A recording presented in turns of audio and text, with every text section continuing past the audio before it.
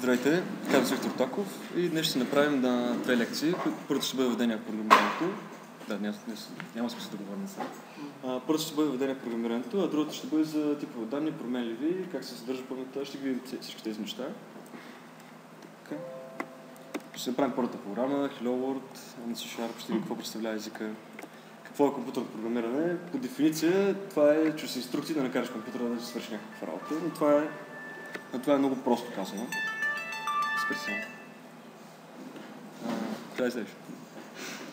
Това е много просто казано. В общи линии това е C# код. Това е най-простото. Сега ние можем да направим един проект. Това е Visual Studio. Това, което си ви може да правите сега. 2013 може после. 2013 става, да. 2015 става, мисля, ни примерно. Няма никакъв проблем. Значи, първо ще отворя кода и тогава. Ето само. Аз съм 20 000 програми написани. Значи продължаваме. Първо, защо ще пишем на C#? Не знам, сигурно знаете, обаче има два типа езици за програмиране. Такива на ниско и на високо ниво. На ниско и на високо не означава, че едни са по-добри от другите или обратното. Тези на високо ниво, доста от нещата в тях са вече наготово направени. Примерно Garbage Collection, т.е. зачистването на паметта, поинтери и всякакви подобни неща. Това са неща, които ние няма нужда да занимаваме с тях, а те са наготово имплементирани в езика. И съответно това до някъде ни дава по-малък контрол върху нещата, които вършим, но от друга страна ни позволява много по-лесно да правим някакви неща.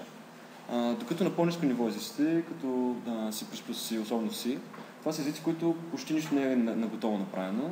Има много по-голям контрол, но както се разбира, доста по-добро се пише. Ние ще пишем на C#. Това е език, който е на високо ниво. Той е много удобен за навлизане в програмирането, защото няма нужда да се притесняваме за неща като зачистване на паметта и поинтери, а трябва директно си работим с променливи вече, форци и така нататък. И виждаме какво точно представлява самото програмиране. Така, отворите ви Visual Studio? Че не? Да? Значи, как ще си направим проект? Отиваме в File New Project. File New Project и оттам отиваме и правим Blank Solution. Значи ние в началото ще правим, доста време ще правим само конзолни приложения. Няма да правим. Конзоли? Не, Blank Solution. Напиши Blank. Смисъл конзолни, не Windows Form Application. Да, конзолни. Така, Blank Solution. Защо правим Blank Solution? Защото ние, когато правим нови проекти, всяка задача трябва да има отделен проект. И няма смисъл да отваряме Visual Studio на всеки един проект, слагаме ги всички в един Solution и те си работят заедно. Напиши Blank. Ще можеш да го видиш. Така, и го кръщаваме, примерно, My First Program.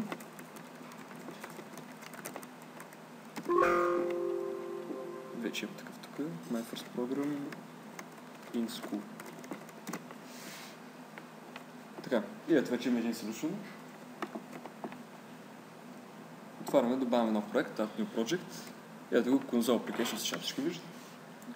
Ако имате някакви въпроси, не се притеснявайте да питате, веднага отговаряме. C# и примерно My First School Program. Щаваме. Ще чакаме да се реди, надяваме да не забие и ето. Така. Това не е една примерна C# програма. Всяка една програма започва по този начин. Това е структурата. Като тези неща специално са ни нужни. Сега ще обясним всяко нещо какво представлява. Using System. Когато казваме Using System, ние казваме, че искаме да използваме библиотека в нашия проект. Какво представлява? Сигурно знаете какво е библиотека. Значи библиотека е нещо, което други хора са написали и реално те ни дават някакъв обект, който обект ние след това директно може да използваме. И всички тези неща, които те са ги написали, ние директно ги използваме. Точно това казваме в момента. Ние искаме да използваме библиотеката System и всички неща, които ги имат System.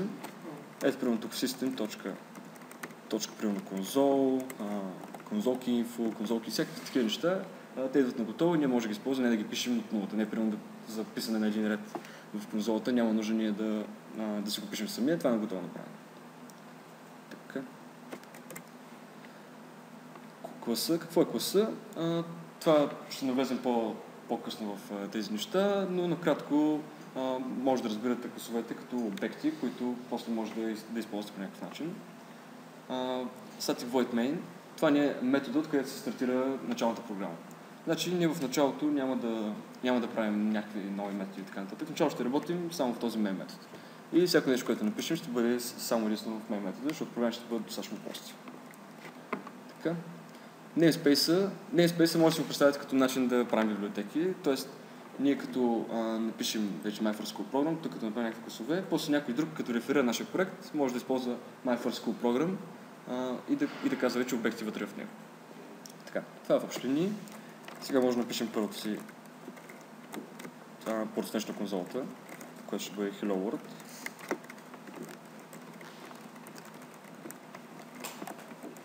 Така, това е стакса на C#, казваме на конзолата, изпиши ни един ред, точка запитайка. Сега като стартираме Ctrl F5. Старт. И виждаме Hello World. Значи, какво стана в момента? Аз малко вървя напред в презентацията, няма нищо. Какво се случва в момента? Това е C# код. Този C# код трябва да бъде компилиран в крайна сметка, за да може това нещо да го видим на конзолата, че се изпълнява този код. Това нещо трябва да стигне до инструкции. Трябва да стигне до един много прост код, който говори директно на процесора. И там нещата няма нищо на готово направено, както тук. И съответно това нещо за да стане, трябва компилатора да ни компилира кода до тези инструкции. В C# нещата са малко по-сложни, защото не се компилира директно до инструкции, а се минава през един среден език, който се нарича Intermediate Language. Само искам да видя тук мога да пиша.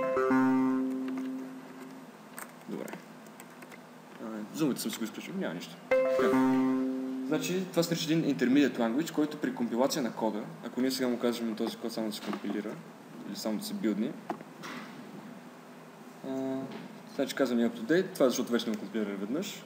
Съответно, компилира код до Intermediate Language, който Intermediate Language, след това при стартиране на самата програма, runtime, той вече се екзекюта, отново едва не пренаписва до тези инструкции.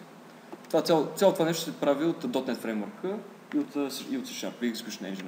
Какво е .NET Framework? Това отново прескача малко напред, но няма нищо. Или, добре, какво ще ви кажа тези неща?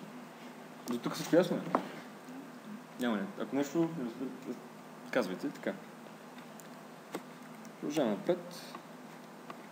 Тези неща ги обяснихме. За скобичките не казах. Така. Така, значи скобичките. Знаете ли какво е скоп? Някой тук знае какво е скоп? Ти какво знаеш? Скоп. Контекст. За скобичките не правят скоп. Аз знам за какво служи скобичките. За какво служи скоп? Малките скобички, които са най-малките. Не, говорим за тези кадрови скоби. Кои кадрови? Те да се отварят нови класове или в FIFA също ги има. Добре, ако направя така, един if тук. И примерно if true, винаги влизаме в тази променлива. Кажа var pesho. Var pesho на равно 5. Тук мога ли да кажа конзола лед pesho? Тук мога ли да използвам pesho? Да кажа изпечатай ми pesho, да ми печата 5 на конзолата. Защо не е вътре? Защото тези скоби, те правят скоп. Какво представлява скоп? Скоп контекст най-често се нарича скоп. Тоест, когато ние дефинираме нещо тук, без значение променливо ли е, клас ли е, цяла програма ли, няма значение, дали ще е всяко нещо, което ние дефинираме тук, то живее само от отварянето на тази скоба до нейният край. Другото се изпълнява. След това ще се изпълнява, да. Въпросът е, че, ние, ако искаме да използваме pesho, ние може тук в друг if. Ето тук в друг if може да напишем, примерно, if pesho или пак отново true. И ето тук вече. Да. Въпросът е, че тук вече може да използваме pesho. Тук pesho го имаме. Долу така. Значи тук pesho го имаме. Ето, IntelliSense ни го казва. Какво е IntelliSense?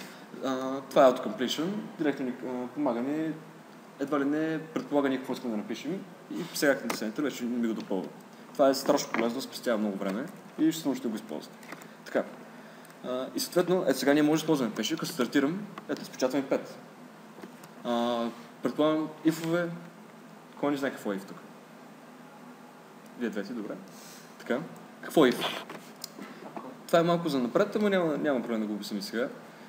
Значи, if-овете са конструкции, които ни карат да разпределим кода, част от него да се изпълнява. Една част от него да се изпълнява, друга не.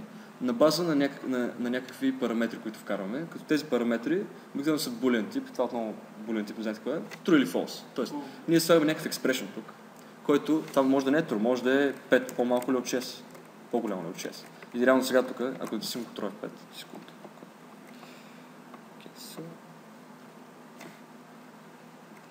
Ако натиснем Ctrl F5, ето няма да влезем тук. Защо? Защото 5 не е по-малко от 6. И съответно този if, ето този if от тук до тук, това цялото нещо се прескача от отварянето до затварянето на скобата и кода вече продължава надолу. Тоест тук ако напише вече console write line. Ако напише console write line, значи как го... Това са бързи клавиши, които пишем CW, tap и директно пише console write line. Тия неща пак хубаво да съм ще използвам, защото спестяват много време. Така, и пишем console write line и примерно нещо.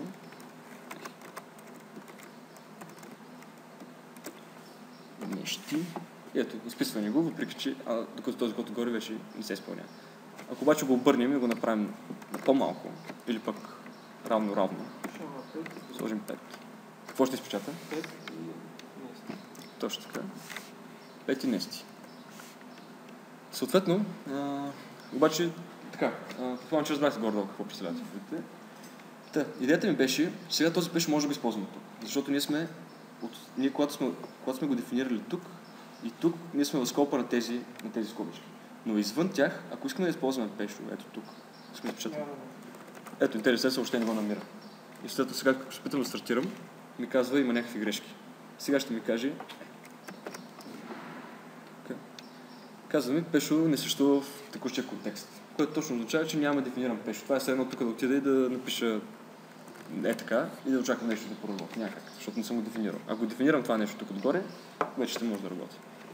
Сега, ако някои неща не са ви ясни, примерно какво точно представляват, това в момента е променлива и как точно дефинира това точно означава, след малко ще ги обясним всички неща доста по-подробно, но сега само ги нахвърлим. Така. Някакви въпроси тук? Нещо ясно? Неясно? Това са също лесни неща, после ще има и неясни неща най-вероятно. Така. За форматирането също може да кажем. Предполагам, че виждате, че тук има самия код има ясна структура. Не пише кода. Примерно, ето това нещо сега мога да го напиша без абсолютно никакъв проблем. Ето така. Пешо... Идиотите, да. Как го е на Фейсбук и на това как ги правят? Не, те правят това. Ти говориш за това, че тук правят скобичката отгоре, нали така? Не, всичко, целият код на един ред. Не, това, за което говориш много е друго. Това е minifine код. Така, аз ако се напише програма, примерно някакъв JavaScript код, уебсайт, примерно, има някакъв код за него. И ако го кача реално, ти като го отвориш този сайт, моят код е на твоята машина, нали така? Ти си клиента. И съответно този код ти вече имаш достъп до него. И аз като ти го дам четим и разбираем, ти ще можеш да разбереш цялата ми програма как работи. А това е много лошо. Значи това е най-лошо нещо. Ако аз като юзър знам как работи твоята програма, това означава, че мога да хакна. Това означава, че знам къде са слабите места и това означава, че ти си предразположен към атаки. Точно за това може да отворим в Google. Ето виж. Не, друго. JavaScript Minifier. Minify. Така. Ето. И на първо място изглежда. Това абсолютно всеки един продъкшн сайт го използва. Ти използваш ли го там? Използвам го, разбира се. Няма... Не, аз като си давам документацията на състезание, давам, разбира се, кода, който ми е четимия код. Обаче като си го деплойвам някъде, като си кажеш приложението, там няма как да... Глупо е просто да използвам този код. И примерно сега може да напишем един JavaScript код, примерно дефинираме една функция. Function, примерно пешо, така, която казва... Тук не е записан на код, принципно. Console. Тук само се copy-paste кода, console.log. Пишем нещо, точка запитайка, затваряме го. И сега този код... Това не трябва да го има. Сега този код, ако го кажем Minify, ето го. Правим го на един ред. Обикновено, друго нещо, което е важно да се отбележи за Minify. Значи, мен, често казвам, доста често ми се налагало да работя с Minify код, което е страшно. Тоест, примерно имам някакъв проект, който искам да оправя някакъв бъг, обаче нямам достъп до нормалния код, имам достъп само до кода на моята машина. Ти мога да го бъдем. Какво пиш? В четим. Коментирах го в четим, обаче ето, точно това казвам. Че проблема е, че аз имам една променлива ето тук. Примерно var my variable. Ако кажа тя е равна 5, така, и кажа minify. Какво се?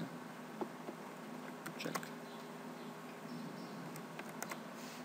Кажа minify. Тя няма, защото никъде не се използва. Добре. Това е тъпто мая. Не, да, то прави подобни неща. Направо някои неща, които виждаш, че няма нужда от тях, направо ги махна. Не ми се пише това нещо. Ето го. И виж сега какво стана. Виждаш ли my variable? Да. Виждаш O. Айде сега ходи и разбери какво е O. Като имаш огромни, примерно имаш хиляди реда код, където обектите, примерно, напълно разбрал, примерно имаш обект на zoologger, имаш примерно обект drawer, имаш обект. Всякакви такива обекти, които веднага като разбереш какво, като видиш името, разбираш те какво правят.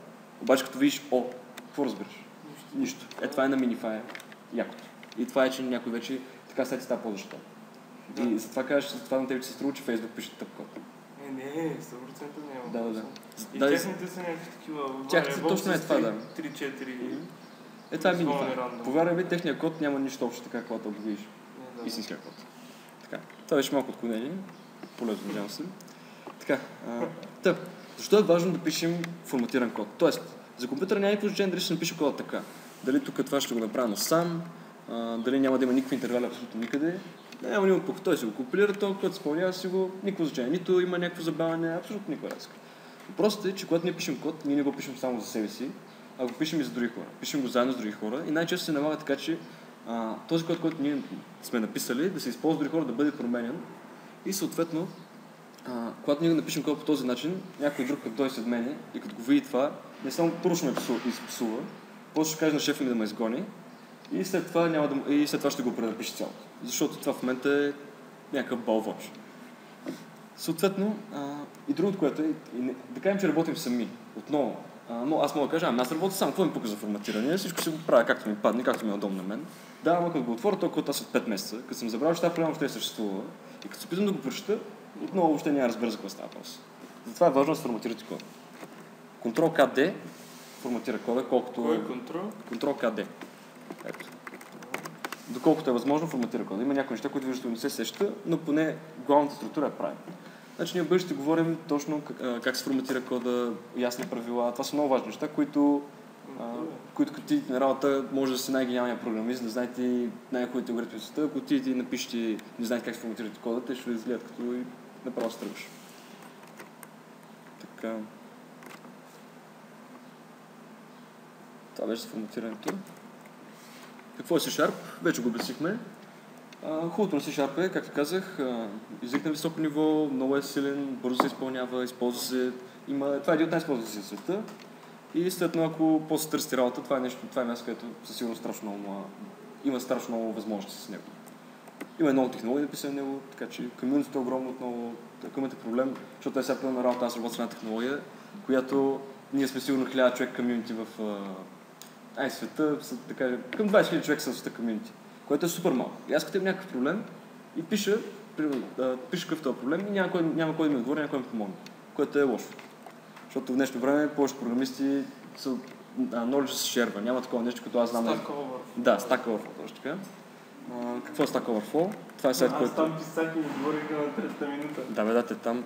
Между другото... Аз им чух, че тези хора седят само там да ти отговарят. Аз им преди съм имал форуми, в които съм седял само и мисля да почне и Stack Overflow да седя само. Добре, те за какво си да те ни им плащат на тези хора? Това е слава. Това е, сега като отидеш... Да, бе, те имат точки разни. Имат точки, примерно като отида и кажа, примерно на работа. Отивам на работа и ми казва, и си казвам акаунта в Stack Overflow. И някой като е видял, примерно, защото хората гордо се знаят, особено тези, които най-много го използват. Тук хората, които имат най-много точки в Stack Overflow, са най-добри програмистите. И, как ще казвам, това веднага. Ти, примерно, в топ 10 с Stack Overflow девелопери, това означава, че и веднага тази на работа без да търсите нещо друго. Не точно, нали? Но това е в общия случай. Или веднага... Я напиши някакъв въпрос. Някакъв въпрос. Чакай да видим. Кажеш ли? Checkbox, там нещо пиши с checkbox. How to make checkbox select.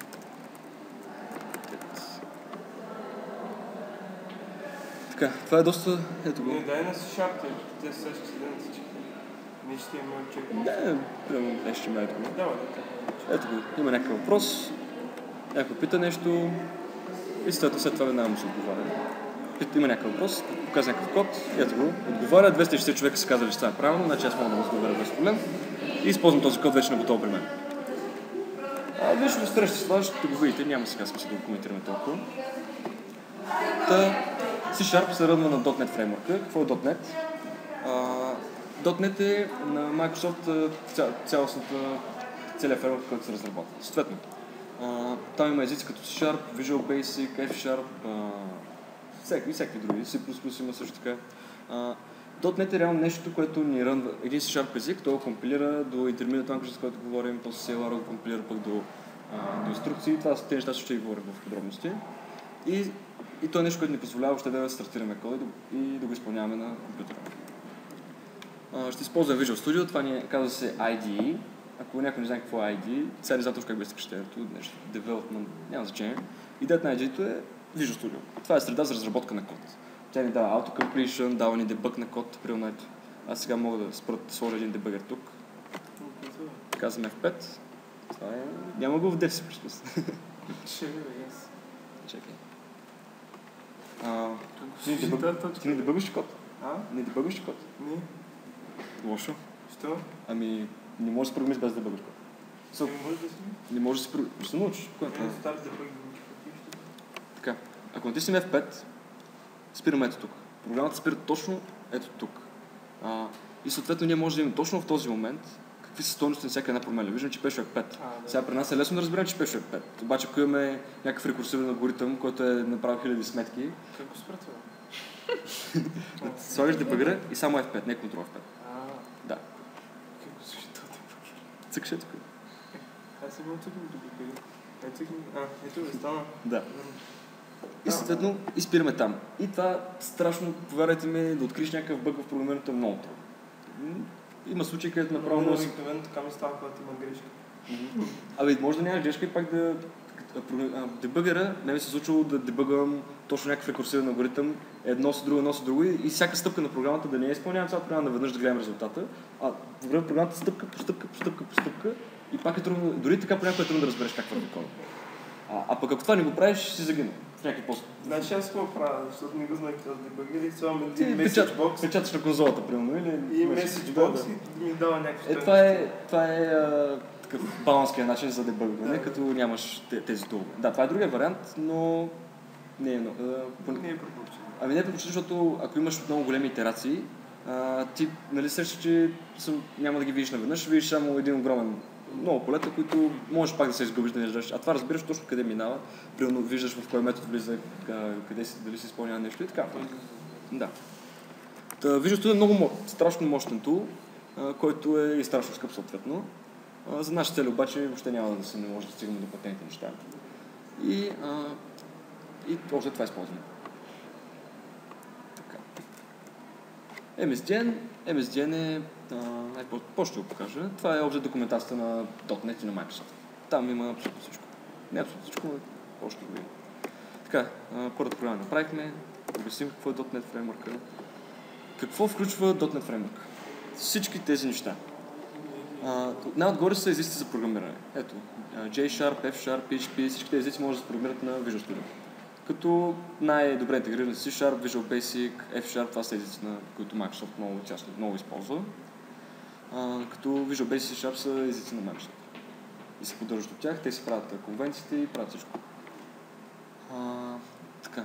Тук това са технологиите. Какво е технология? Значи трябва да разбирате ясна разлика между програмен език и технология. Програмен език е нещо, което ни позволява да изпълняваме някакъв код, да изпълняваме някакви инструкции на компютъра, а технологията е нещо, което ни позволява да билдваме цялостни приложения. Съответно, какво е цялостно приложение? Windows Forms, както е... Ти за как говориш? Да, добре. Windows Forms, WPF, всички тези неща. Това ни позволява да билдваме цялостно приложение, където може да искаме някаква... Има вече някакъв графичен дизайн там, може да се ползва. Разбира се, тези неща може да ги направим на чисти C#, обаче това е мък. Просто... Да. Няма смисъл. Няма никакъв смисъл, защото вече са имплементирани. От някой. Примерно ASP.NET, WebForms, MVC, WebAPI, това са неща, които аз съм използвал в моите проекти много. Надявам се и вие някой да стигнете от там, защото за да разработите едно цялостно MVC приложение, трябва да имате много голям набор от неща, които да знаете. Не е защото да ги знаете много добре, но трябва да разберете от бази данни, трябва да разберете комуникация с тези бази данни, трябва да разберете от код, трябва да разберете как работят примерно for цикли, как е върховна на програмата, как да структури. Трябва да разберете ОП, трябва да разберете ОП много добре. Някой знае кой тук знае какво е ОП? ОП. Добре. ОП Object Oriented Programming.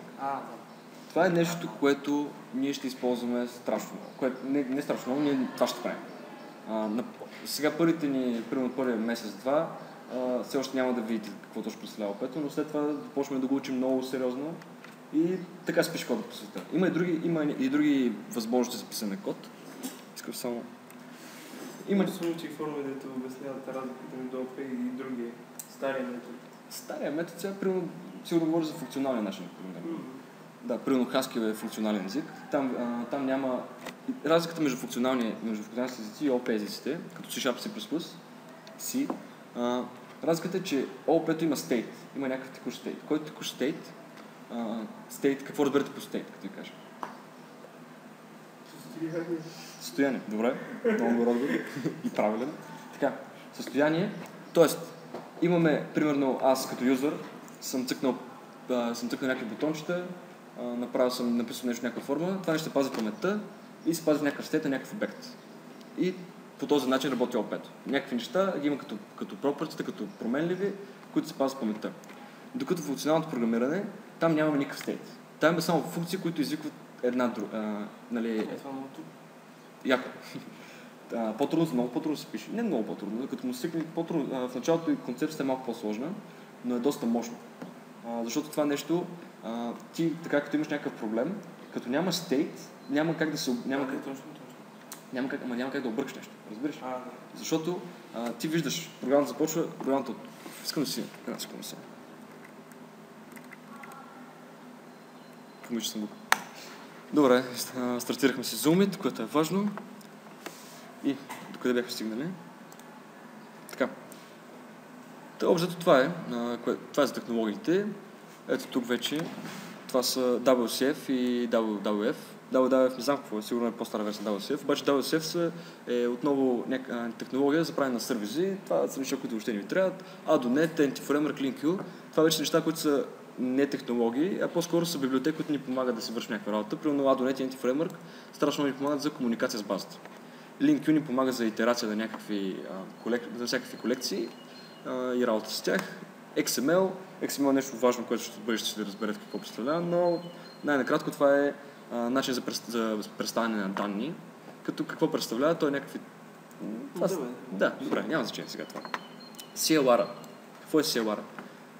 Така, вече говорихме за Intermediate Language. И... Intermediate, добре. Така, това не е Intermediate Language. Това не е... Така ще направим. Добре, тук трябваше ми отваря.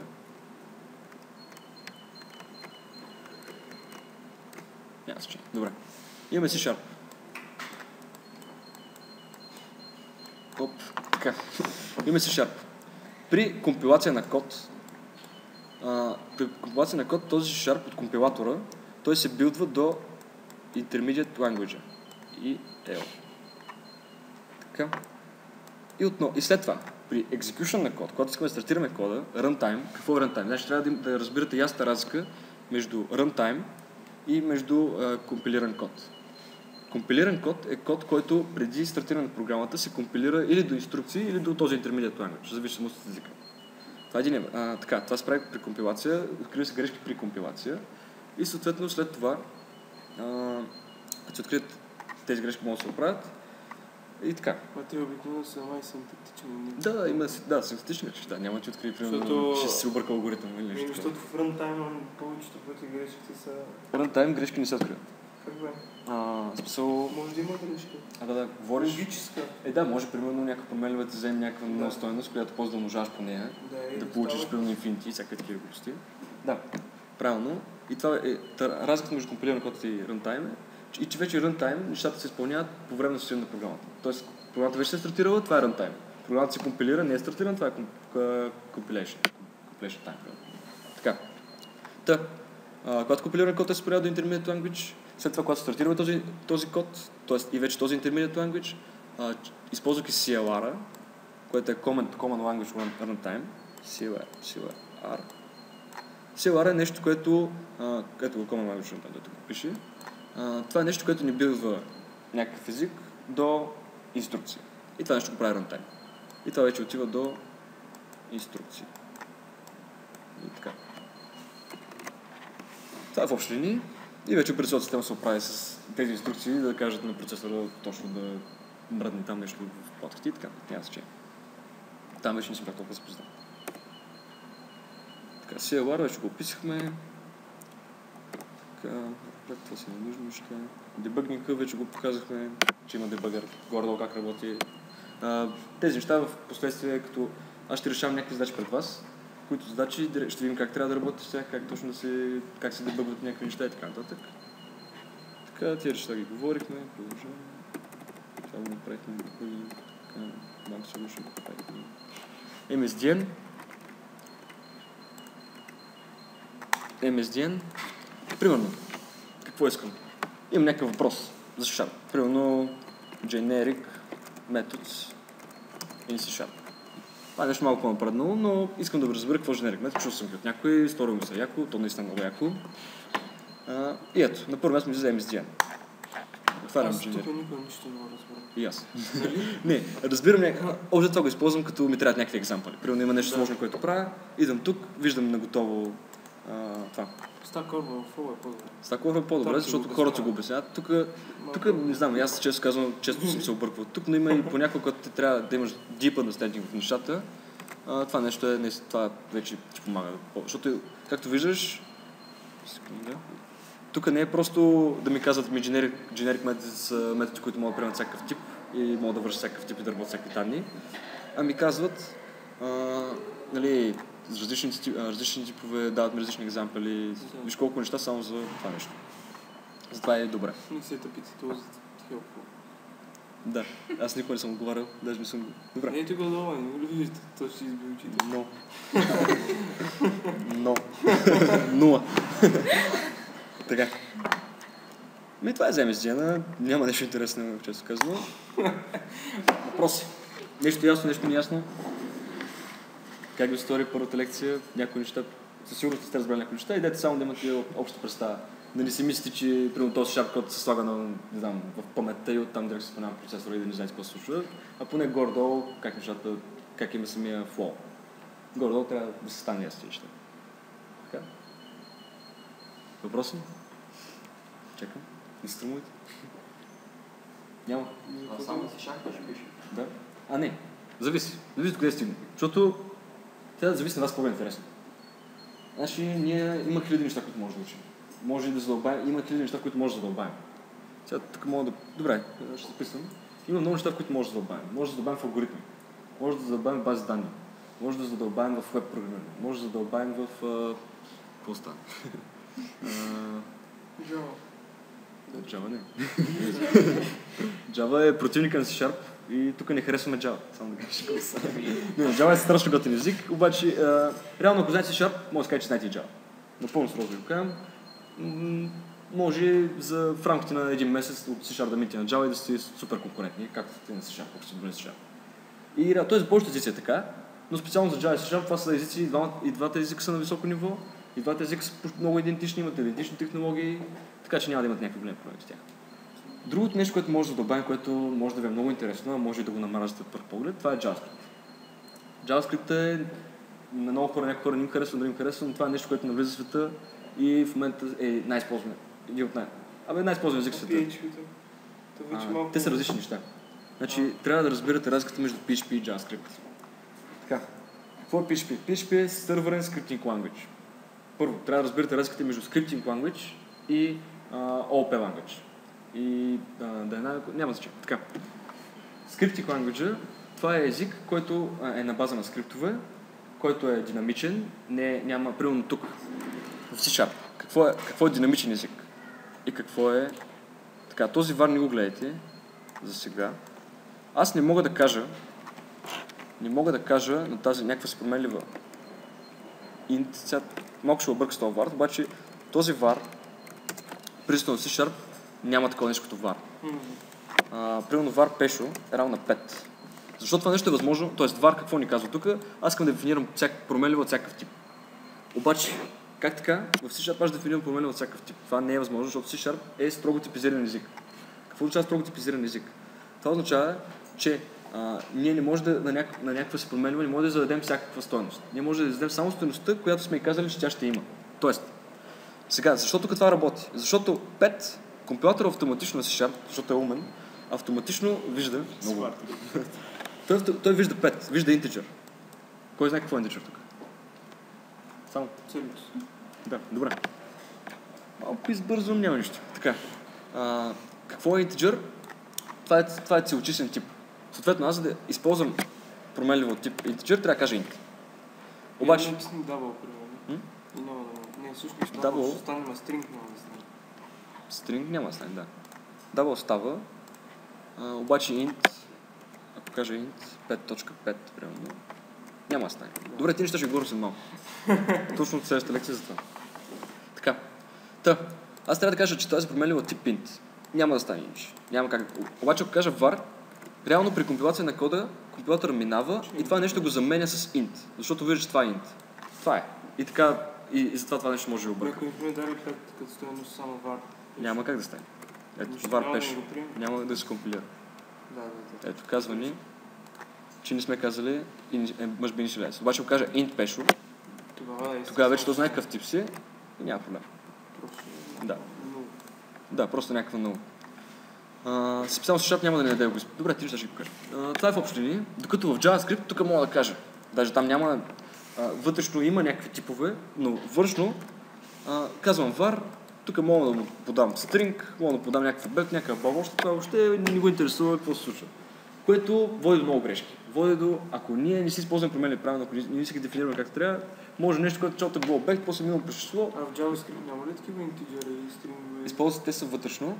Има integer, има string, има number, се казва, има boolean, това са типовете, има и object, и array, това са всички типове. Достатъчно ли? Достатъчно ли?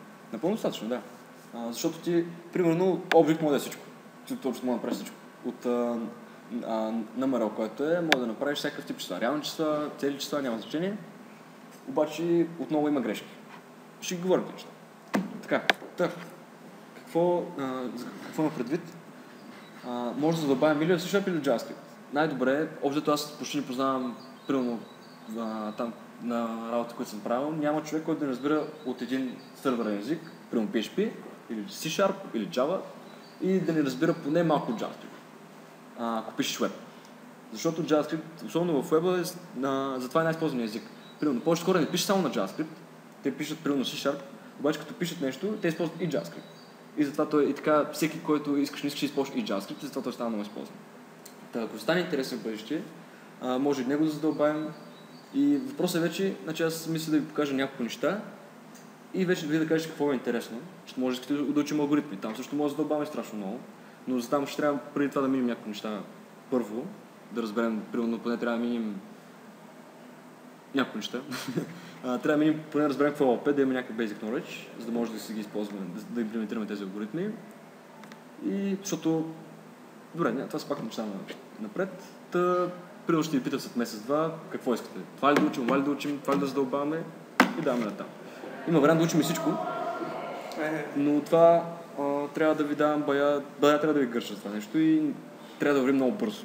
Мен това ме притеснява, че ако вървим прекалено бързо, някои от вас, може би всички, няма да могат да вникнат в нещата. Не, че няма да стараете нещо такова, просто е, че за програмирането иска технологично време тези неща да се разберат. Иска време да мине, да се осмислят. Примерно на мен сега, аз ги гледам и лесно, защото вече е минало много време, както съм ги учил. Но в началото, като ги гледаш нещо, което реално не, примерно аз като вървя ми струва лесно, на вас няма да ви струва така.